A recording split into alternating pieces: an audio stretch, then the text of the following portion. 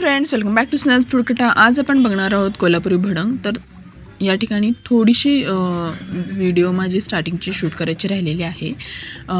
तर त्यामध्ये मी काय केलं आहे, एक शेंगदाणे तळून घेतलेले आहेत तेलामध्ये थोडेसे, आणि कढीपत्ता तळून घेतलेला आहे, आणि लाल तिखट आणि जे हळद असते आपली ती थोडीशी टाकलेली आहे, आणि सगळं एकजीव करून घेतलं आहे।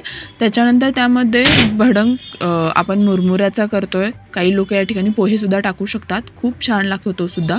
तर भडंग मध्ये चिरमुरे आणि मका चिवडा हे दोन्हीही टाकलेलं आहे। आपण छान मिक्स करून घ्यायचं आहे। एकजीव झाल्यानंतर आपण यामध्ये थोडीशी पिठी साखर टाकणार आहे, म्हणजे चव थोडीशी तिखट गोड अशी मस्त लागते। तुम्ही बघू शकता खूप कमी वेळात हा भडंग होत आहे, आणि झटपट होतं, 10-15 मिनिटच लागतात। आणि हे साहित्य अगदी आपल्याला अवेलेबल होऊ शकतं असंच आहे, त्यामुळे तुम्हीही नक्की ट्राय करा। याची पूर्ण रेसिपी आपल्या चॅनलवरती ऑलरेडी आहे, मी तुम्हाला त्याची लिंकसुद्धा डिस्क्रिप्शन बॉक्समध्ये देते, तीही नक्की बघा। तुम्हाला हा व्हिडिओ कसा वाटला हे कमेंट करून नक्की कळवा।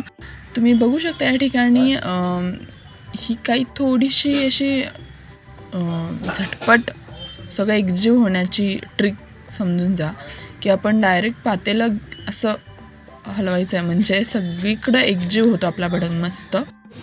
तुम्ही बघू शकता खूप सुंदर सुरेख असा आपला भडंग झालेला आहे। चवीलाही खूप सुंदर अशी टेस्ट झालेली आहे, एकदम छान आणि झटपट होतं। तुम्हीही नक्की ट्राय करा। कधीही आपल्याला बाहेरगावी जायचं असेल तर ही रेसिपी हेल्पफुल आहे। व्हिडिओ आवडला असेल तर लाईक, शेअर आणि सबस्क्राईब। थँक्यू।